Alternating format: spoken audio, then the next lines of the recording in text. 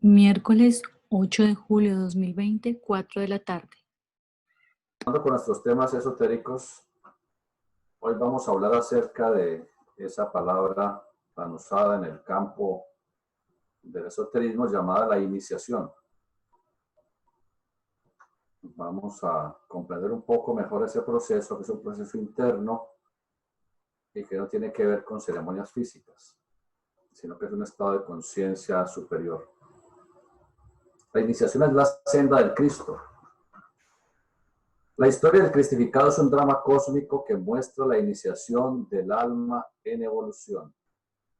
El sendero de la cristificación está mostrado a lo largo del año en los diferentes momentos cósmicos que se manifiestan en el solsticio de invierno, en Navidad.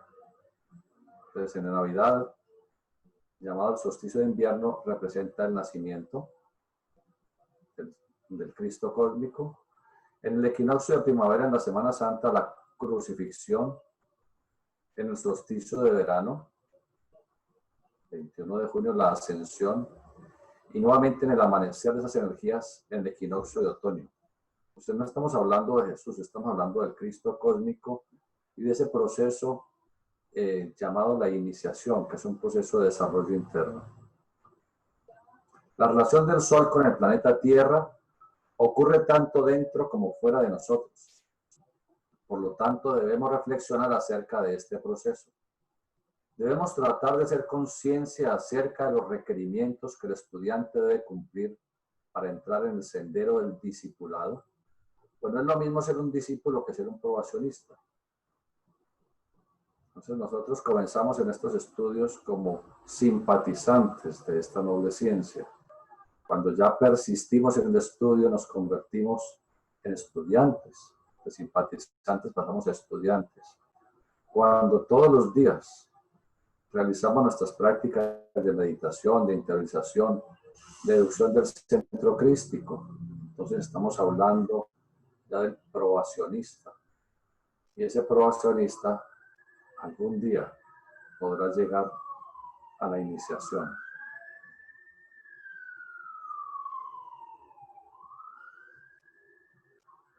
El discípulo es llamado el Hijo bien amado en quien tengo puestas todas mis complacencias, como simbólicamente se dice en el bautismo.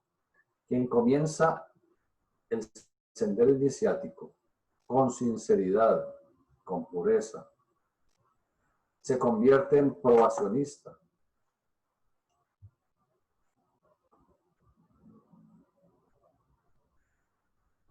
Y una vez ha recibido el conocimiento, tiene las herramientas para dedicarse al trabajo espiritual, pero del querer al hacer hay un trecho muy grande. Si la persona se deja dominar por la emoción, por los celos, por la ira, la envidia, el temor, el orgullo, la vanidad, o si está siendo asediado por íncubos y súcubos, aquellas imágenes en forma de mujer que cohabitan sexualmente con los varones durante el sueño de estos, o aquellas entidades del astral con imagen de varón llamadas íncubos que cohabitan con las damas en los sueños. Esto no es por ningún motivo es algo que deba uno darle cabida. No debe superar esa situación. Es una situación malsana para el cuerpo y para el alma. ¿Por qué los íncubos y súcubos atacan al ser humano? Porque no está atento a las imágenes y a los pensamientos que circulan constantemente en el entorno, en la luz astral, como se diría cabalísticamente.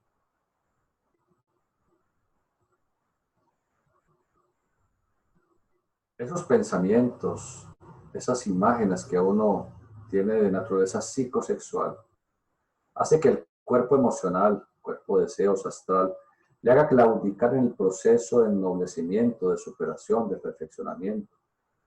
Una persona así estará muy lejos del sendero del discipulado, estará muy lejos de ser un probacionista. Un probacionista es un estudiante a prueba. En el sendero del discipulado, el discípulo es un Cristo en formación. En él, el niño Cristo está en gestación, poco a poco irá creciendo, madurando, hasta alcanzar su máxima talla espiritual en el adeptado, liberándose definitivamente de la rueda de nacimientos y de muertes, quedando en libertad de decidir si continúa en el planeta en cuerpo denso como instructor y salvador del mundo, o si continúa su proceso de perfeccionamiento planetario. Después, habrá pasado a ser un Chohan, convirtiéndose en un espíritu santo de un planeta, y luego se convertirá en un demiurgo, es decir, en regente de un sistema solar, y así sucesivamente seguirá su proceso evolutivo. O decidirá si se convierte en un Nirmanakaya, es decir, en un mediador entre el logo solar y la evolución planetaria, como lo es, por ejemplo, el señor Buda. Entonces miramos que la iniciación no tiene nada que ver con esas ceremonias físicas de aceptación en un movimiento de cualquier índole, en donde a la persona le hacen un ritual llamado de aceptación, con una serie de palabras simbólicas, con una serie de simbolismos asociados, y le dicen que ya es un iniciado. O como se acostumbra según la tradición de la India, en donde un esotérico, filosófico, espiritual, le enseña algunas palabras que debe repetir y entonces le dice es un iniciado. Eso no es la iniciación es un proceso mucho más sutil, mucho más divino. La primera iniciación. Hablamos de 9 iniciaciones. Va el estudiante escalando hacia una de las grandes iniciaciones. Vamos a ir analizando eso progresivamente. Y miremos desde el punto de vista simbólico de la cristificación o el proceso de la ordalía, la cual representa al Señor Jesús en ese psicodrama cósmico y de la iniciación para llegar a través de las iniciaciones mayores. El niño Cristo nace en un pesebre desvalido y rodeado de animales y de peligros. Es la representación de la primera gran iniciación para convertirse en un discípulo. Como dice en Mateo 18:3, si no os volviereis como niños, no entraréis al reino de los cielos. Esta frase representa la primera iniciación, momento en el cual, por el cultivo de la sensibilidad, de la armonía, de la mística, del espíritu crístico, se contacta conscientemente con el alma del mundo, es decir, el mundo de los cielos. Como dice el axioma, si no volvieres como niños, no entraréis al reino de los cielos. Es decir, al mundo de la armonía, de la espiritualidad, dejando atrás el racionalismo y la emocionalidad, que siendo importantes en el mundo tridimensional, pueden llegar a ser un obstáculo en lo espiritual. Quien cultiva el sentido estético se convierte en un desvalido, porque su sensibilidad está más allá de la emotividad y el racionalismo del común de la humanidad. Entonces sufre moralmente en mayor proporción, pues aún no ha llegado a la comunión con su conciencia. Este discípulo tiene que protegerse contra Herodes. Estamos hablando de simbolismo, no de personajes históricos. De quien se dice que buscando al Cristo ordena asesinar a los pequeños inocentes. Es decir, que debe comprender que este es un sendero de santidad, de pureza, de sublimación, y si ya no va a tener más hijos físicos esta persona, o si ya los tuvo, ya es progenitor, entonces debe convertirse en su propio Herodes para buscar al Cristo, el niño espiritual que ha de nacer en su corazón. Ese es el simbolismo de Herodes, que mata a los santos inocentes, buscando al Cristo. Significa que ya no va a continuar en el proceso de el desgaste sexual, los simbólicos niños. Debe sacrificarse en el altar de la generación para que el instinto psicosexual no le aceche. Luego ese iniciado tendrá que seguir su derrotero evolutivo para llegar a la segunda gran iniciación. El niño crece y debe recibir el bautismo en agua y en espíritu. Es el momento en el cual con sus pies descalzos, es un símbolo esotérico estar sin calzado. El calzado es una representación de el sexo. El momento en el cual el discípulo con sus pies descalzos se sumerge en las aguas. Llevamos 3 meses hablando de las aguas de la vida, del río sagrado.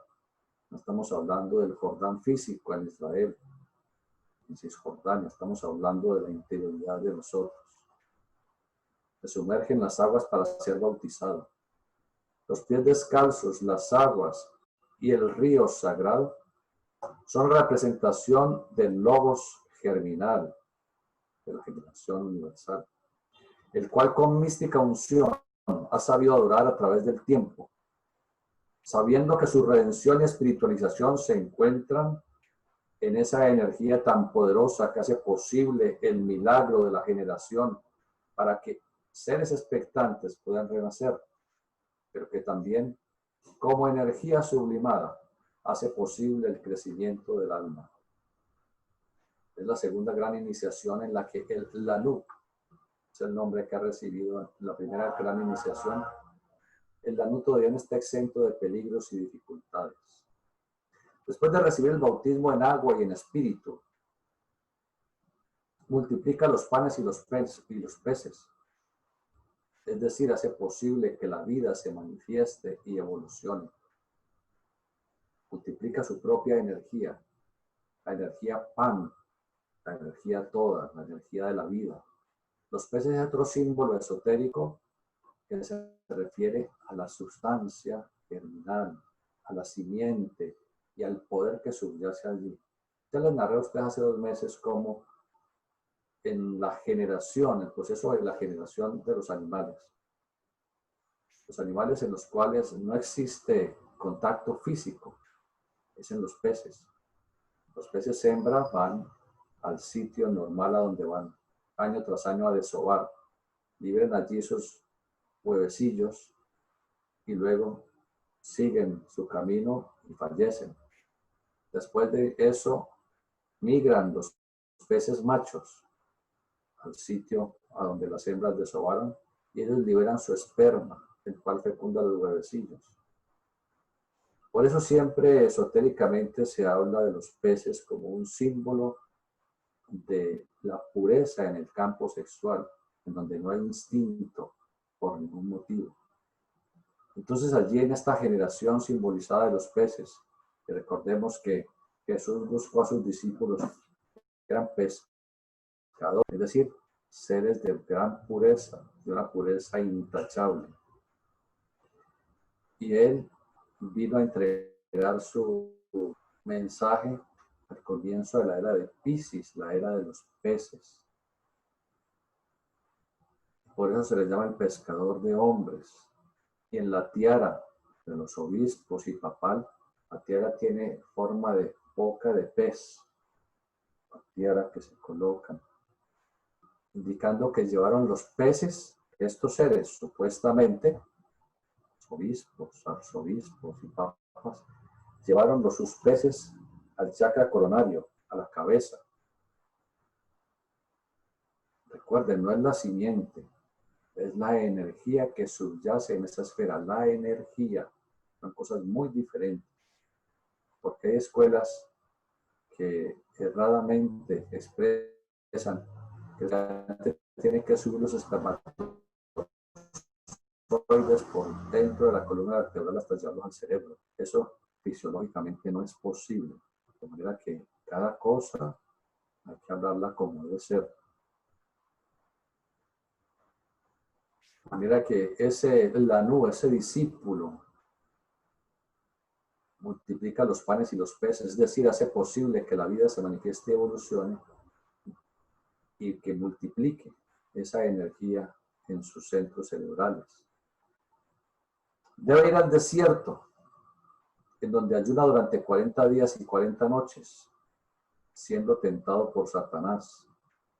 También hemos dicho cómo el desierto, lo dijimos desde hace 2 o 3 meses, el desierto representa también la esfera sexual. Es otra representación correspondiente de esa energía. Ayuna durante 40 días y 40 noches.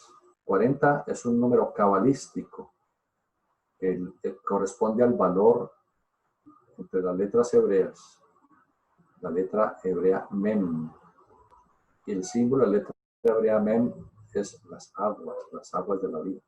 Es decir, que ayuna en el desierto 40 días y 40 noches. Significa que ya no es tentado por esa energía sexual, ya no se desgasta sexualmente, ya es un ser que guarda con esmero y con devoción la energía de la vida. Cumple con sus deberes conyugales porque es un deber, es una obligación. Engendra a los hijos, pero cuando ya no va a dedicarse a engendrar hijos, debe dedicarse a ayunar, es decir, a guardar con mística unción esa energía para poder ennoblecer y divinizar su existencia. Pero el desierto es tentado por Satanás. Satán, el diablo, el demonio. También hablamos de esto muchísimo hace 2 meses, cuando hablamos de las grandes óperas. Dijimos que es otra representación de la energía generadora, porque Satán, el Satán de las leyendas, representa la energía de Saturno, que es otra manera de hablar de esa fuerza. Y Saturno corresponde al chakra coxigio. En el chakra coxigio, según la enseñanza esotérica, se encuentra nuestro gran tentador, llamado el enemigo secreto, el cual es una energía que nos afecta constantemente, invitándonos a la generación universal. Como ley natural, cósmica y divina, todo ser viviente tiene la pulsión instintiva, genesíaca, que le invita a la generación universal para permitir que otros egos puedan renacer y continúen el proceso evolutivo. Ese es un proceso instintivo absolutamente natural, de reproducirnos, porque guarda en sí mismo la esencia de la divinidad.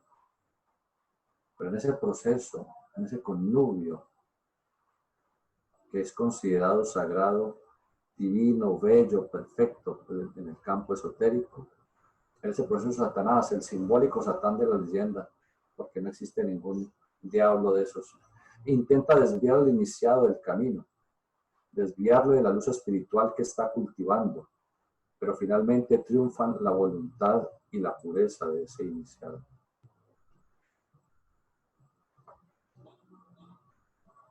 Ese iniciado que ya ha trascendido la primera y la segunda iniciación, estamos hablando de encarnaciones sucesivas, no estamos hablando de que se haga todo en meses seguidos o en años seguidos, no, eso es un proceso largo. Llega la tercera iniciación. Jesús, siendo ya un iluminado, pleno de poder espiritual. Recuerden que estamos hablando de Jesús místico, no de Jesús histórico. Siendo un iluminado pleno de poder espiritual, subió a la montaña, es decir, la conciencia, con sus discípulos, Pedro, Jacobo y Juan. Ya hemos hablado de Pedro como una representación de la energía de la vida. Por eso le llama Petrus, roca, y sobre ella edificaré mi iglesia, dice nuestra iglesia, el día o el templo a la divinidad. Entonces va a la montaña con Pedro, la energía de la vida, Jacobo es el día o, es el verbo interno, el resonador, el lenguaje que utiliza el iniciado en su proceso de divinización. Y además va con Juan. Juan siempre representa el aliento de la vida, ese alentar. Alentamos constantemente energías cósmicas. El aliento tiene como vestidura física la respiración, el oxígeno. Respirar no es alentar. Respirar es respirar. Todos los seres vivos respiramos. Necesitamos ese intercambio gaseoso para mantener la integridad orgánica. Pero el iniciado, el ocultista, el esoterista, el espiritualista, el probacionista, el discípulo, deben aprender a alentar, que es respirar con mucha mística, con mucha suavidad en sus prácticas de meditación. Lleva a Pedro, a Jacobo y a Juan a la montaña, a la cumbre de su conciencia. Los lleva aparte y se transfiguró ante ellos. Esto está en Marcos 9:2. Ellos vieron al maestro con sus vestidos resplandecientes, muy blancos. Marcos 9:3. Y resplandeció su rostro como el sol. Mateo 17:2. Es el aura radiante, luminosa, por la pureza a la que había llegado y por la unión con la conciencia. Por eso los que llegan a tercera iniciación, como en su momento lo hizo Krumheder, ellos son plurilingüistas. Son personas que hablan prácticamente cualquier idioma y cualquier lengua. Él hablaba 19 idiomas y unos 40 dialectos. Eso es como, ya está resplandeciendo su rostro, es decir, ya con sus diferentes niveles de iniciación han llegado a un estado de conciencia superior al común de la humanidad. En Marcos 9:4 dice, y vieron a Elías y a Moisés que hablaban con Jesús. Jesús en medio de Elías y de Moisés. Estar entre Moisés y Elías significa los tres aspectos de la divinidad, del Logos, el divino ternario cósmico en su propio microcosmos. Moisés significa el salvado de las aguas. Representa el tercer aspecto del Logos en cada uno de nosotros, la esfera de la generación. Elías, en sí mismo, se ha unido a la conciencia, representa la conciencia, el primer aspecto, el Padre. Jesús, el Hijo, el Creador, como héroes históricos del advenimiento del Cristo, habiendo encarnado a Moisés, posteriormente como Elías, y después encarnó como Juan el Bautista, diferentes encarnaciones de Moisés. A este último, Juan el Bautista, se refirió Jesús al decir, mas os digo que Elías ya vino, y no le conocieron, sino que hicieron con él todo lo que quisieron. Esto está en Mateo 17:12. Entonces los discípulos comprendieron que les había hablado de Juan el Bautista. Mateo 17:13. Siempre los instructores están instruyendo. Les estaba hablando acerca de la reencarnación. Cuando les dijo, os digo que Elías vino y no le conocieron, sino que hicieron con él lo que quisieron. Entonces los discípulos comprendieron que les había hablado de Juan el Bautista. Recuerden que Juan el Bautista perdió su cabeza por causa de salud. Asciende glorioso a la tercera iniciación. La tercera iniciación es el bautismo del fuego y del Espíritu Santo, indicando que el portentoso poder del fuego creativo del Espíritu Santo había encarnado en su corazón. Le queremos llamar al portentoso fuego creativo del Espíritu Santo, Kundalini, para que entendamos, está perfecto. Había encarnado en su corazón el portentoso fuego creativo del Espíritu Santo, convirtiéndose en un chela, pero siendo un discípulo de los grandes jerarcas que guían la evolución planetaria. Debe continuar su sendero de perfeccionamiento porque desde el mismo momento en que entra a la primera gran iniciación, está en el sendero del Cristo y ya no hay retroceso posible. Ese discípulo podrá estancarse, pero ya no volverá a ser un humano normal. Al terminar la tercera iniciación debe salir nuevamente al mundo a instruir, pero es mucho más difícil porque debe mostrar la severidad que implica el sendero del perfeccionamiento. Por lo tanto, instruye a la humanidad acerca del pecado, es decir, de los errores, cuando dice, ay del mundo por los tropiezos, porque es necesario que vengan, pero hay de aquel por quien viene el tropiezo. Mateo 18:7. Nos vinculamos a nuestros pensamientos, sentimientos y emociones. El Señor Jesús, haciendo referencia a esta ley, dijo, cualquiera que mira a una mujer para codiciarla, ya cometió adulterio con ella en su corazón. Está en Mateo 5:28. No se refiere solamente a los varones, se refiere también a las damas. Cualquiera que mira a la otra persona, al otro sexo, con deseo, con pasión, con lujuria, ya ha pecado en su corazón. Porque primero se libera la imagen. A la imagen le sigue el pensamiento. Luego esta se impregna de emoción.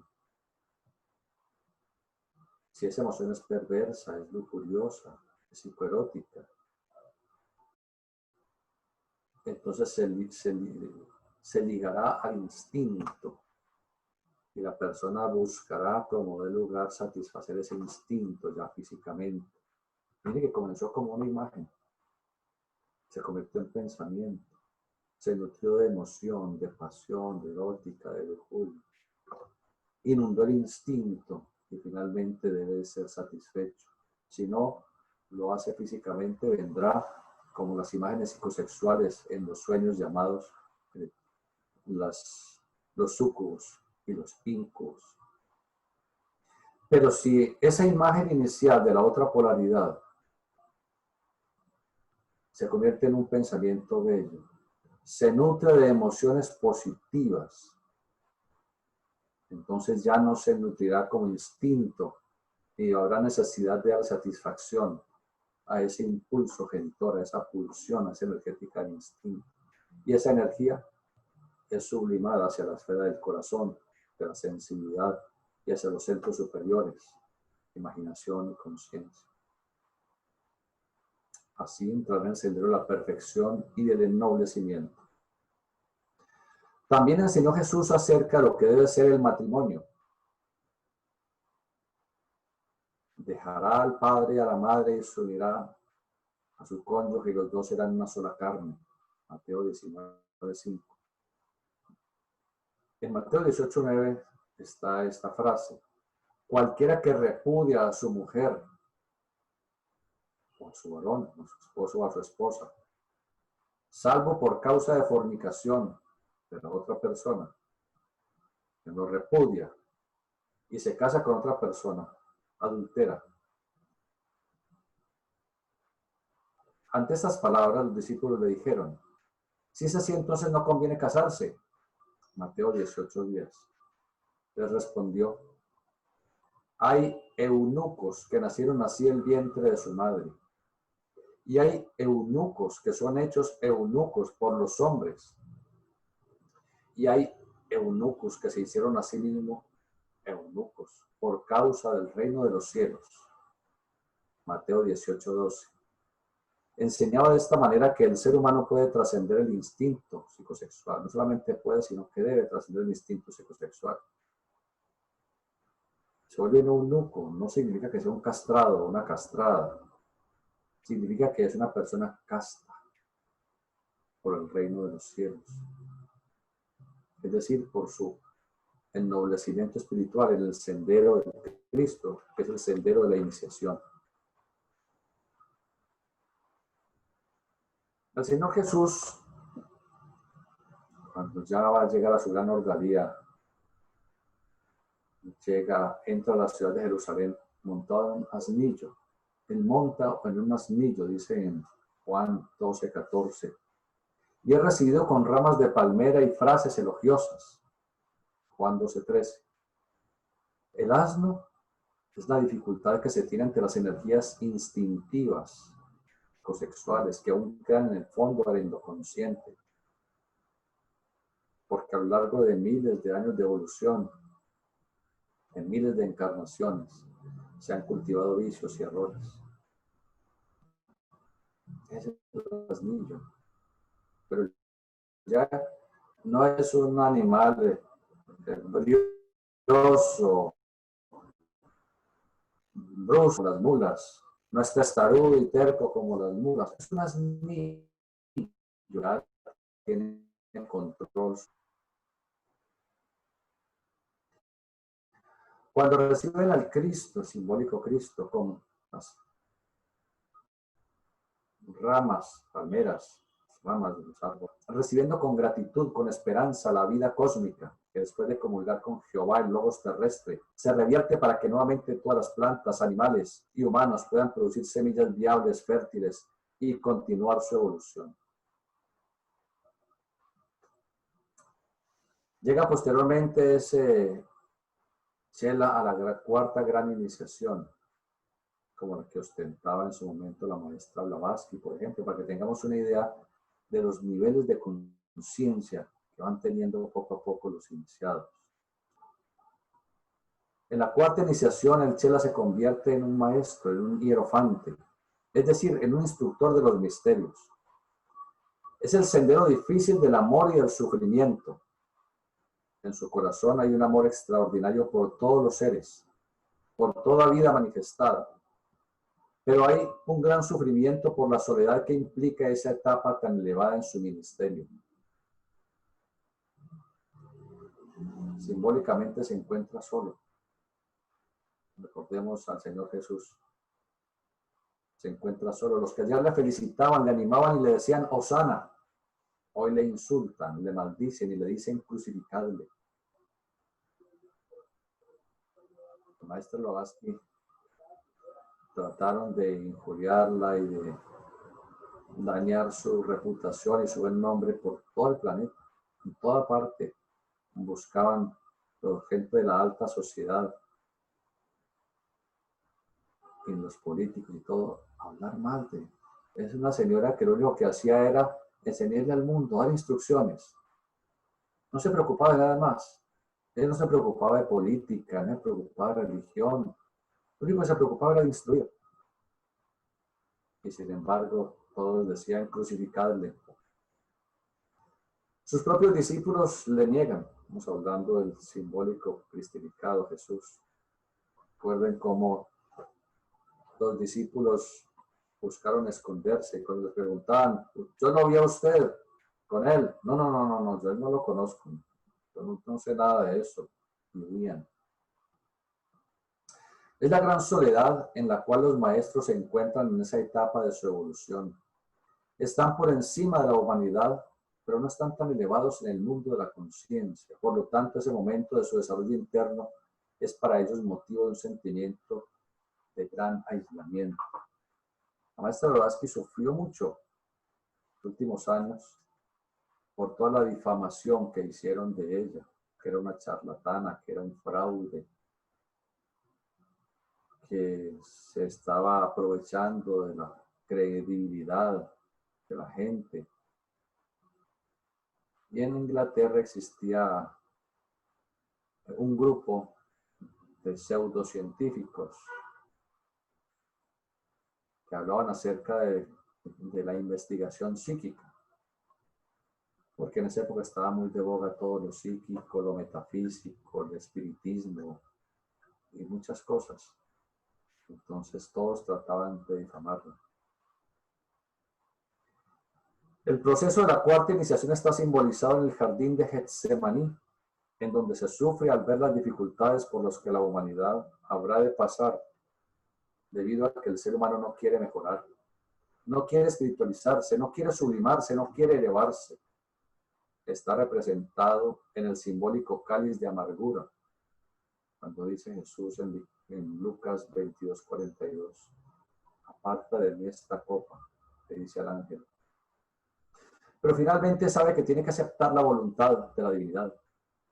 En Lucas 22:42 encontramos, Padre, no mi voluntad, sino la tuya sea hecha. El aspirante a la cristificación tiene que enfrentarse a la flagelación, a la corona de espinas y la crucifixión, símbolos de la cuarta iniciación, de la que se dice es un proceso sumamente difícil y doloroso desde el punto de vista anímico del alma, porque viene la apertura definitiva del chakra frontal, simbolizado en la corona de espinas, y la separación definitiva de los éteres superiores y de los éteres inferiores del cuerpo vital, representados en la flagelación y la crucifixión, porque los centros crísticos están en las palmas de las manos, en los arcos plantares, en las rodillas, que son los simbólicos estigmas de la crucifixión.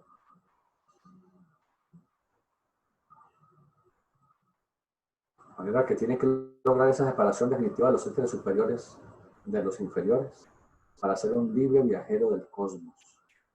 Los sitios en los cuales se anuda con más fuerza el cuerpo etérico al cuerpo físico son los arcos plantares, las palmas de las manos y el entrecejo. Son los centros crísticos vitales formando la estrella de iniciación. Ustedes imaginamos a un ser humano de pie, con piernas abiertas y brazos extendidos. Está formando una estrella de 5 puntas, la simbólica estrella de iniciación. Entonces tenemos centros crísticos, arcos plantares.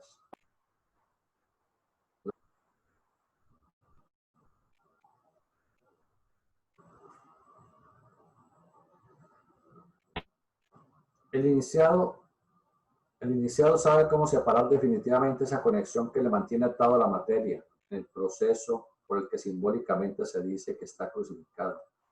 Por eso tiene los estigmas de la crucifixión, pero en ese sufrimiento ya está preparándose para entrar al adeptado, quinta gran iniciación, para convertirse en un Cristo viviente, un Cristo encarnado, un mediador entre Dios y la humanidad. Entonces, antes de fallecer en la simbólica cruz de la materia, pronuncia las palabras Elí, Elí, lama sabachthani, Mateo 27, 46, traducidas como Dios mío, ¿por qué me has desamparado? Que es una mala traducción. Esotéricamente significan Padre, ¿cuánto me glorificas? Finalmente dice consumatum est, es decir, que había finalizado la labor que físicamente le había sido encomendada. Había llegado a la quinta gran iniciación, al adeptado. Es un divino sendero el de la iniciación. Busquemos la individualidad, busquemos el poder de nuestro ego, de nuestra alma, de nuestra imaginación, como tabla de salvación para trascender la cruz de la materia.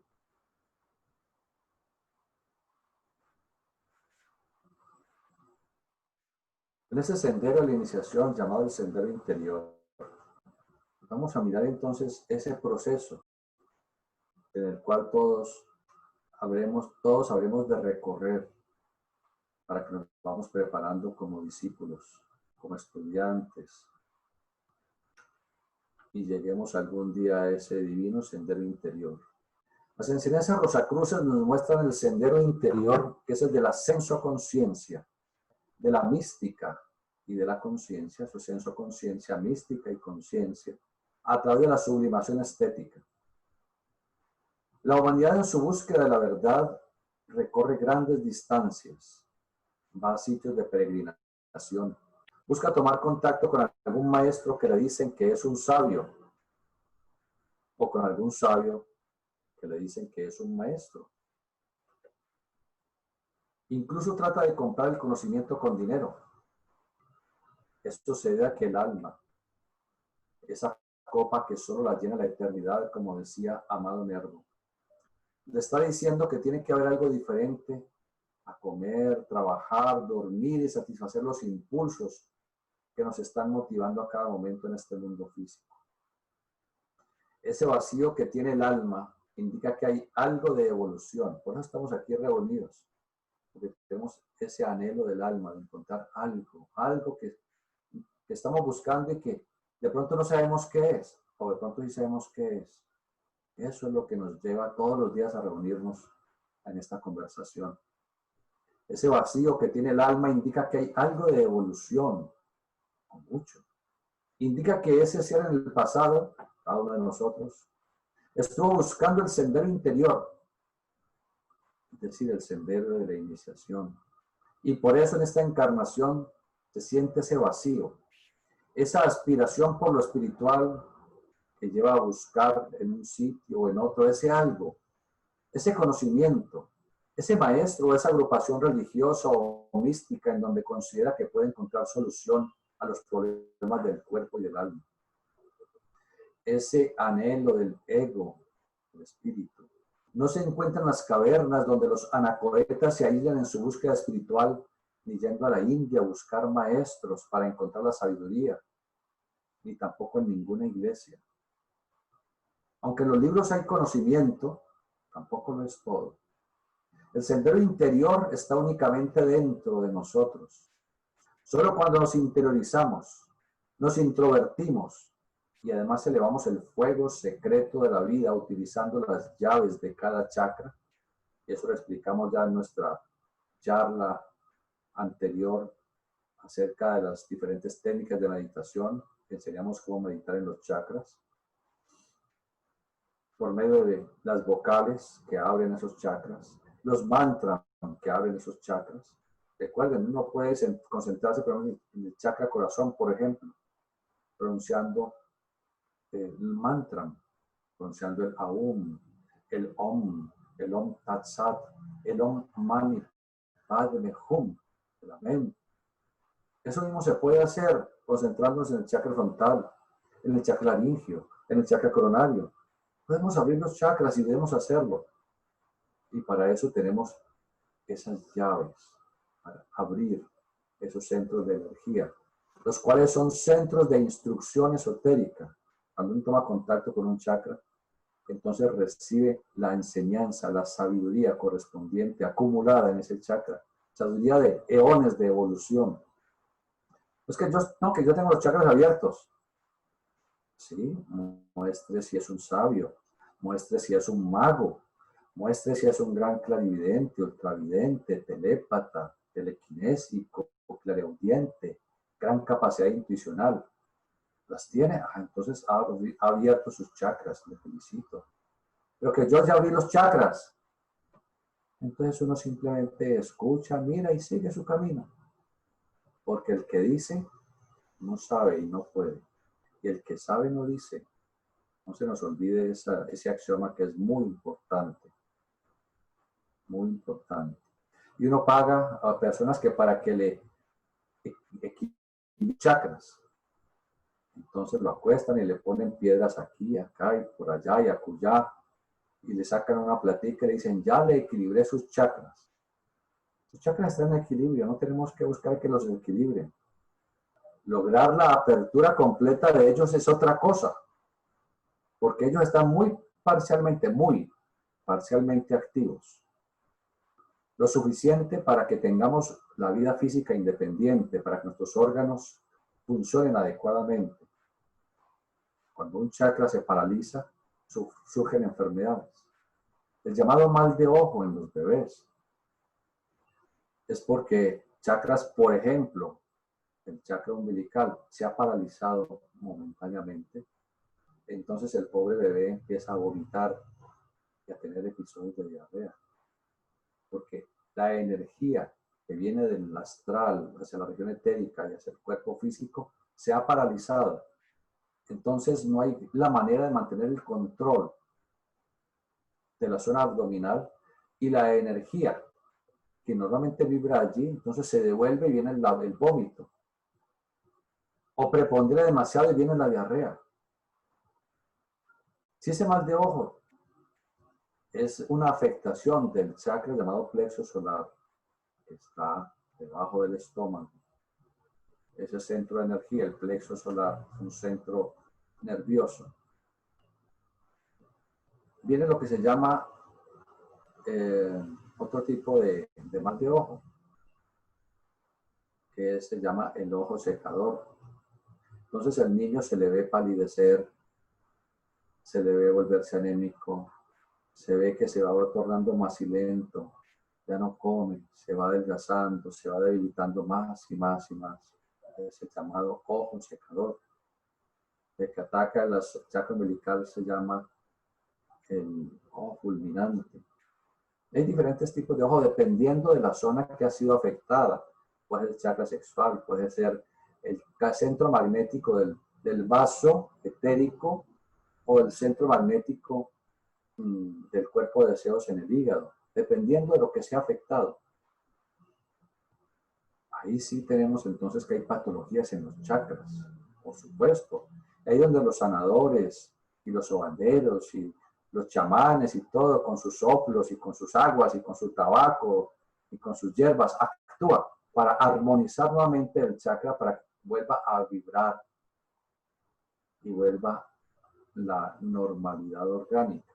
Pero cuando el chakra está inmensamente activo, luminoso, radiante como un sol, entonces decimos que el chakra está despierto, está abierto el chakra y se relaciona con poderes, con facultades suprafísicas, con psiquismo avanzado, con gran sabiduría.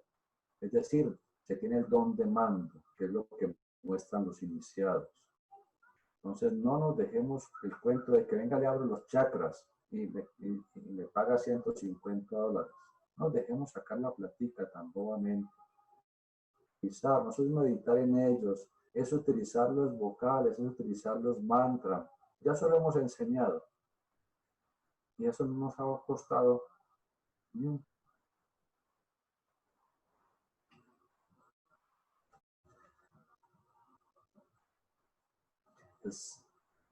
El sendero interior está únicamente dentro de nosotros. Solo cuando nos interiorizamos, nos introvertimos y además elevamos el fuego secreto de la vida, utilizando las llaves de cada chakra, los mantras, la meditación, es cuando podemos encontrar la sabiduría, el conocimiento que todos los sabios maestros e instructores lograron descubrir al recorrer su propio sendero secreto.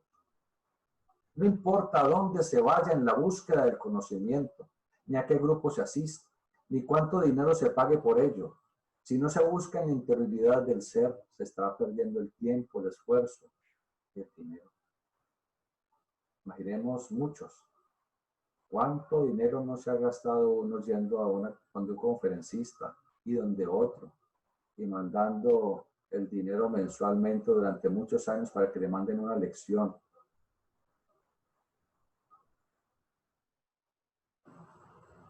Y generalmente, fuera de que tenemos un conocimiento, la realización es otra cosa.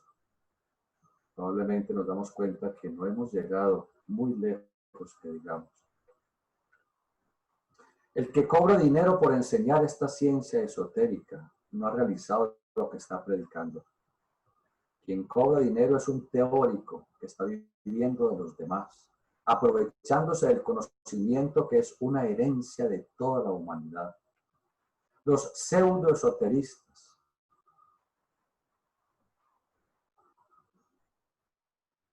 suelen decir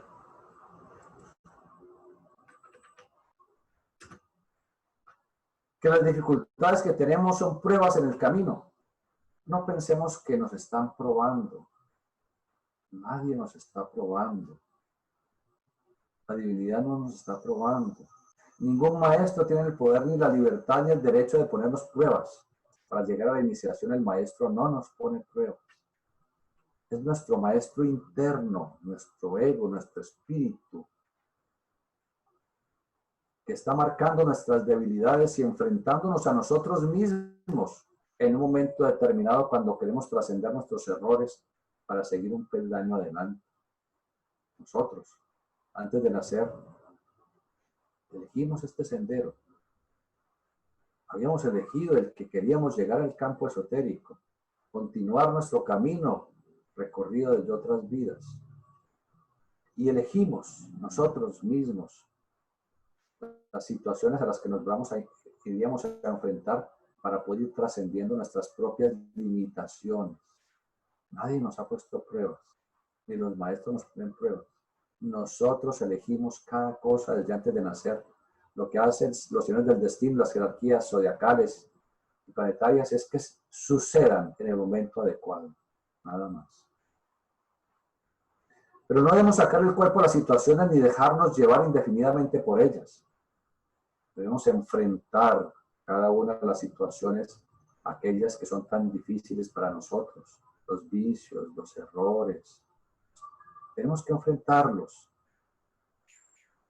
y adquirir la experiencia para crecer en conciencia, en voluntad, y de esa manera seguir adelante siempre y por siempre. No se puede pasar a un grado superior, por ejemplo, de primero a tercero de primaria, si no se ha hecho segundo. Tienen que aprovecharse todas las experiencias para trascender al grado siguiente. En el ejemplo del estudio hay que pasar todas las pruebas, los exámenes, etcétera, para poder pasar al grado siguiente. La ley de analogía se cumple en todos los reinos, en todos los campos, en todos los mundos. Hay un axioma hermético que dice: en cada piedra duerme un adepto. ¿Quién es un adepto? Es un ser que ha evolucionado tanto consciente y voluntariamente que es prácticamente un Dios, no Dios, sino un ser divinizado, un Dios, como lo mostró Jesús, por ejemplo. Mostrando la altura espiritual que tendrá la mayoría de la humanidad al finalizar la evolución terrestre. En grado descendente de evolución le siguen los maestros, los chelas, los lanús, los discípulos, luego los estudiantes, luego los simpatizantes, luego la humanidad en general, que a su vez está en su nivel de evolución por encima de los animales, vegetales, minerales. Tenemos que recordar que todos siendo hechos, como dice el texto bíblico, a imagen y semejanza de la divinidad, somos como un pequeño átomo que en sí contiene todos los elementos del macrocosmos, del gran ser, de la imagen divina de Dios, y mucho más allá del absoluto eterno hacedor de todo cuanto es. Entonces, vamos a dejar el tema allí para que mañana podamos profundizar más en este sendero de la iniciación, pero vamos a estudiar el sendero del discipulado, es decir, de convertirnos de simpatizantes en estudiantes y de estudiantes en aspirantes, en discípulos, en probacionistas, en ese sendero eterno e infinito de la evolución. Ahora entonces, ustedes pueden con toda la paciencia ir escribiendo sus comentarios, sus inquietudes, y hasta donde nos sea factible trataremos de solucionarlos, de manera que bien puedan, los escucho. Muchas gracias, hermano. Con mucho gusto. Bueno, aquí ya hay 3 preguntas. La primera del hermano Harold Mondragón. Dice, hola Iván, buenas tardes. Buenas tardes. ¿Podemos afirmar que a las personas que se les manifiestan los estigmas están a puertas del adaptado? Ni siquiera aportas de ser probacionistas, ni siquiera aportas de ser discípulos. Son personas extremadamente místicas. Y ese misticismo les lleva a producir ese proceso de repercusión, que se llama, esotéricamente se llama repercusión, es decir, que repercutir en su cuerpo físico sucesos astrales.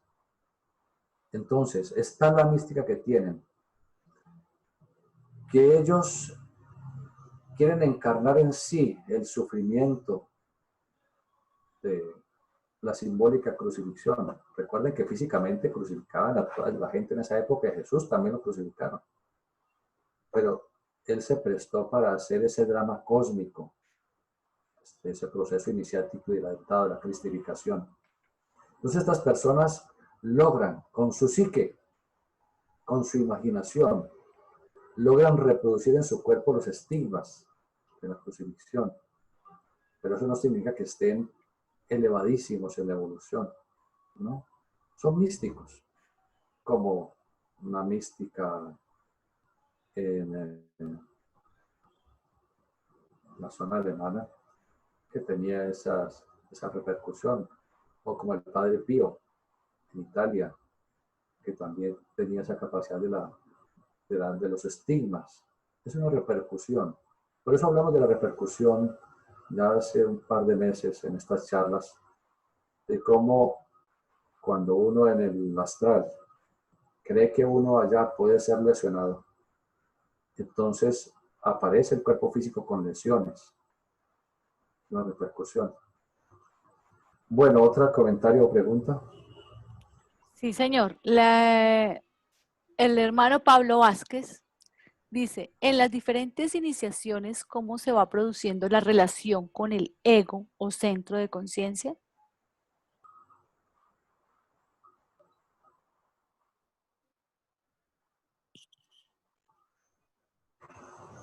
Bueno, yo no puedo hablar de iniciaciones tras iniciaciones. Obviamente tengo mis limitaciones. Al entrar en la primera gran iniciación, el discípulo toma contacto con su yo superior, Y eso ya lo hemos estudiado en las clases privadas durante todos estos 3 meses. Todos los días hemos estudiado eso en las clases privadas.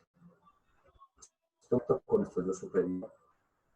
Y a través de lo que se llama el átomo maestro, la energía de la semilla, comulgar con el chakra coronario, el centro de la conciencia actualizada, y de esta manera dejarnos guiar por nuestro ser interno.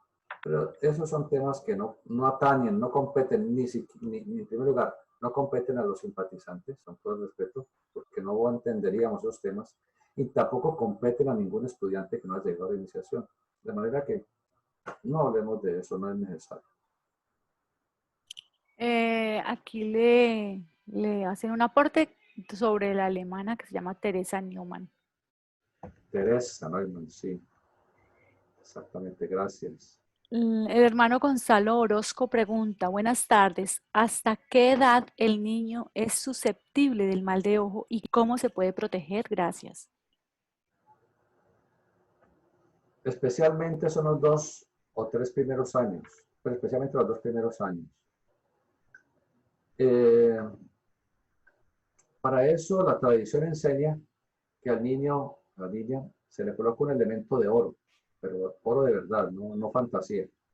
Un elemento de oro. No es necesario colgárselo en su cuello o en sus manitos, no. Se le coloca una bolsita pendiente con un gancho en una bolsita. Si le quieren poner el aditamento de oro, pues no hay problema. Lo que pasa es que es un peligro para los niños tener algo puesto porque podrían lesionarse.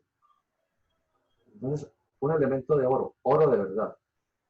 Ese sirve como pararrayos, como polo a tierra de esas energías psíquicas que pueden afectarle. Generalmente la gente no hace daño conscientemente a los niños, no. Sino que una persona, por ejemplo, está furiosa, está mal geniada, está peleando, está malhumorada.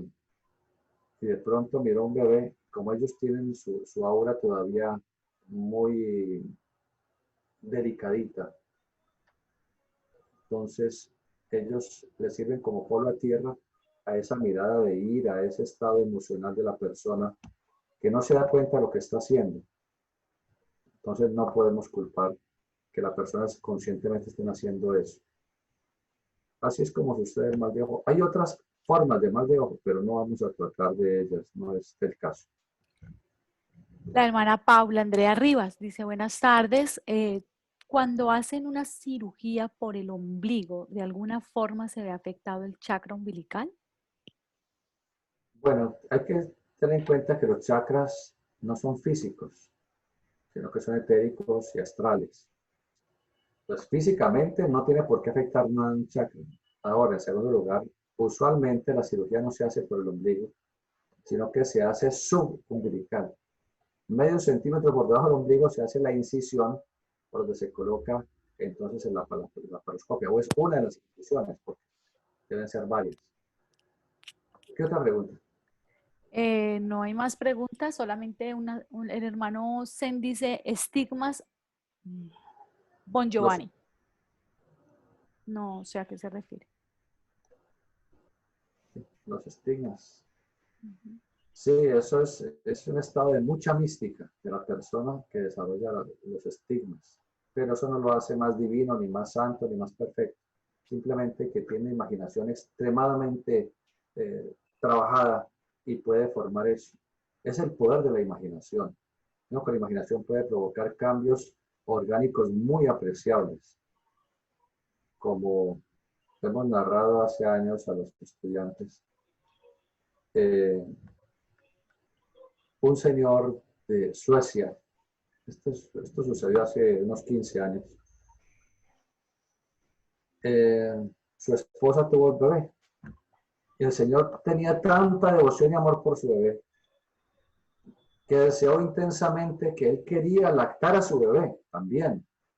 Y se imaginaba lactando a su bebé. Estuvo así muchos días hasta que empezó a lactar, empezó a producir leche.